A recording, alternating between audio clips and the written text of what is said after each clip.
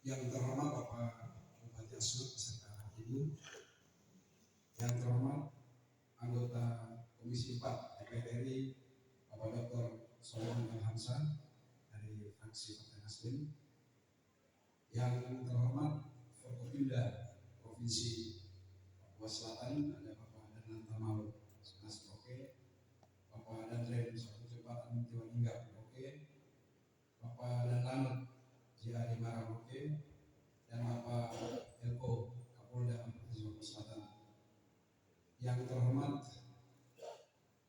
Ibu Ketua PKK Provinsi Papua Selatan, Bapak Ketua dan anggota DPRD Kabupaten Asmat.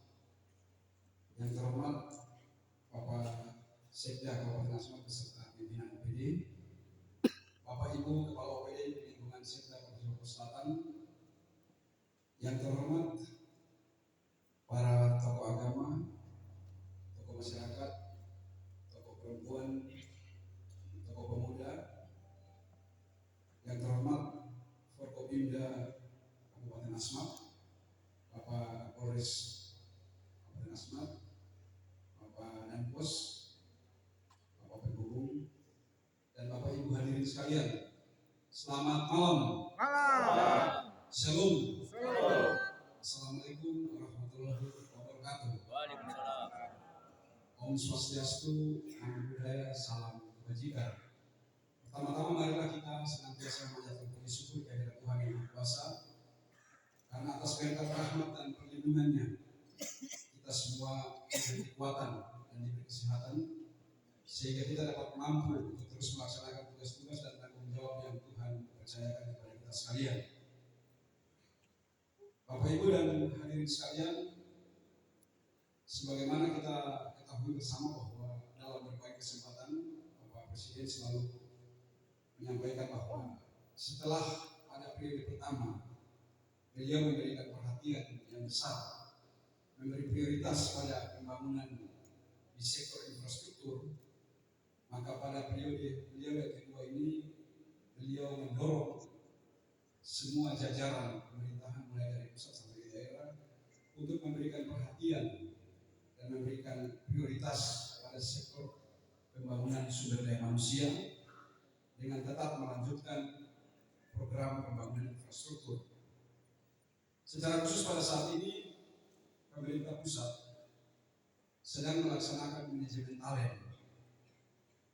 Manajemen talent adalah pembimbingan, pendampingan, dan kaderisasi yang kita lakukan terhadap anak-anak muda kita untuk kita persiapkan menjadi pemimpin di tahun 2045.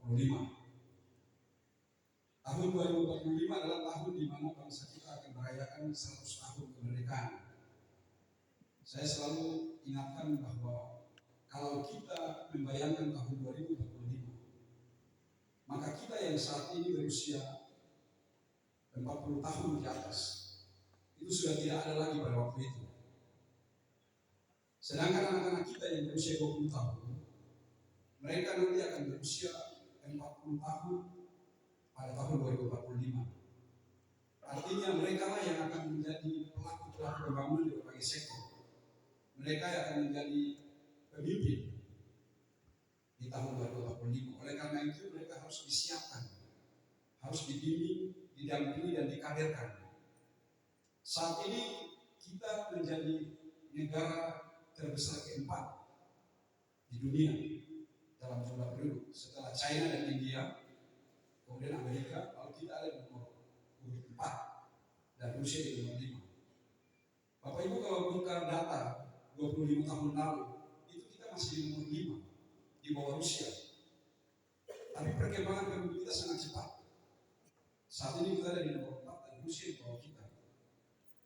Sementara di Asia, kita adalah negara terbesar ketiga dalam jumlah penduduk setelah China dan India. Tetapi untuk kawasan regional ASEAN, kita adalah negara terbesar pertama dalam jumlah penduduk. Jadi kalau jumlah penduduknya banyak, kualitasnya tinggi, kualifikasinya tinggi, kompetensinya tinggi, maka kita dapat bonus demografi. Kita yang akan memimpin di kawasan regional.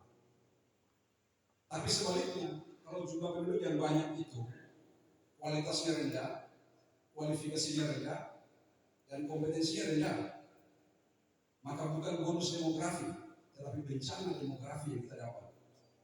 Bukan kita yang memimpin, tapi kita akan dipimpin. Oleh karena itu, kaderisasi, pembimbingan dan pendampingan kepada generasi muda sangat penting. Maka Bapak Presiden meminta supaya semua jajaran pemerintahan memberikan perhatian yang khusus, memberikan prioritas kepada sektor pembangunan sumber daya manusia, dalam hal ini sektor pendidikan.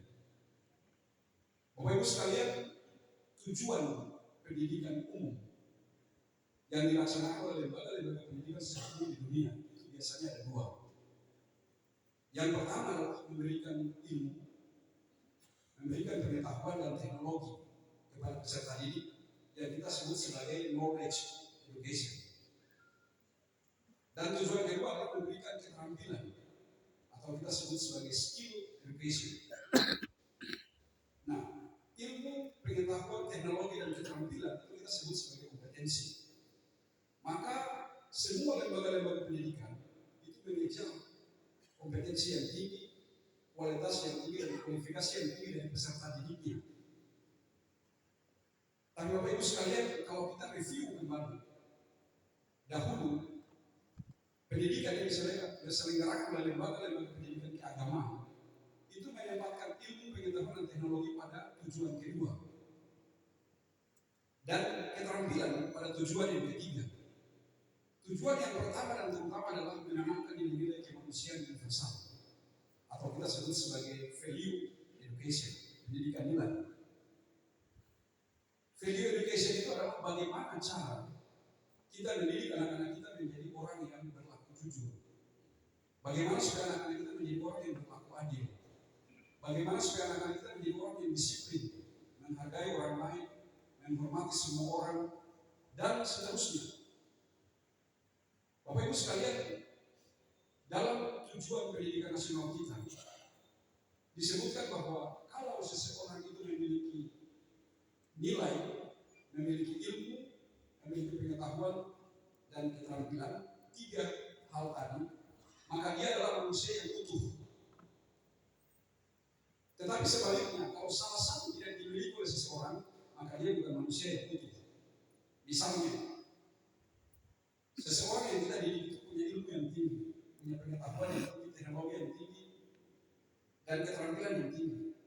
Tetapi dia tidak disiplin, dia tidak jujur, tidak adil, maka dia bukan manusia yang utuh.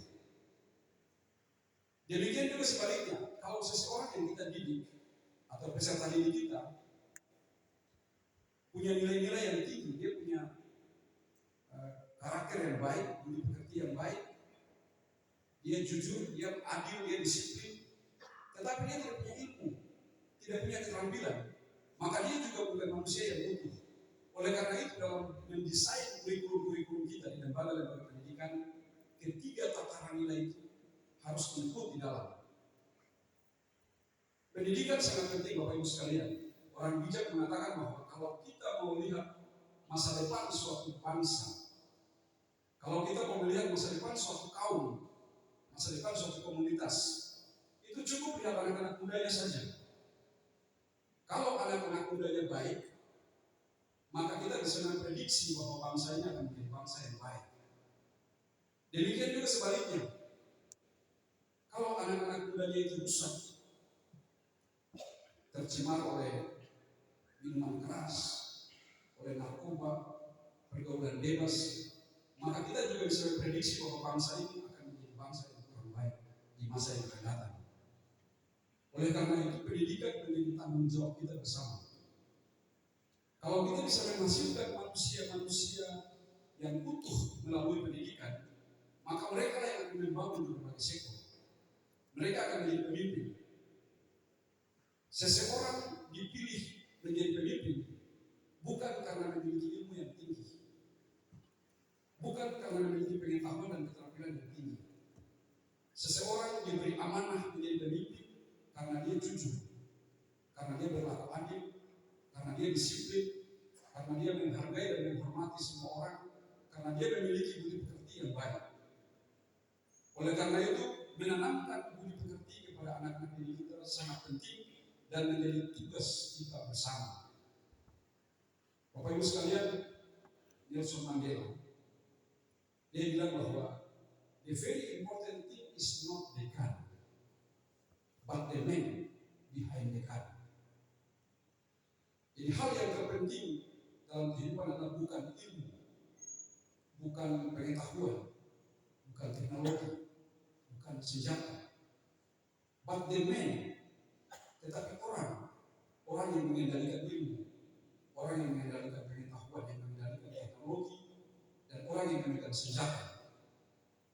Kalau orang yang mengendalikan ilmu, pengetahuan, dan teknologi memiliki pekerti yang baik, maka dia akan menggunakan ilmu, pengetahuan, dan teknologinya untuk kemaslahatan banyak orang. Tetapi kalau orang yang mengendalikan ilmu, pengetahuan, dan teknologi adalah orang yang tidak memiliki pekerti yang baik, maka dia bisa menghancurkan peradaban. Oleh karena itu, Bapak Ibu, mari kita tetap membangun di semua sektor dengan tetap memberikan prioritas kepada sektor pembangunan dan pengembangan sumber daya manusia terhadap pembimbingan, pendampingan, dan kaderisasi kepada anak-anak muda kita. Karena mereka lah yang akan menjadi penerus bangsa, mereka lah yang akan menjadi pelaku pembangunan di berbagai sektor di masa yang akan datang. Mungkin itu yang dapat saya sampaikan sebagai pesan bahwa Presiden dalam pelaksanaan pembangunan di masa bakti beliau yang kedua, kami selaku wakil pemerintah pusat di daerah adalah aparat yang berdiri di baris terdepan dalam mengimplementasikan program-program pemerintah di daerah. Semoga Tuhan Yang Maha Kuasa senantiasa menjaga, melindungi, dan memberkati kita sekalian dalam upaya-upaya kita untuk menghadirkan kesejahteraan kepada rakyat di wilayah yang kita layani. Demikian, terima kasih, selamat malam, shalom, wassalamualaikum warahmatullahi wabarakatuh.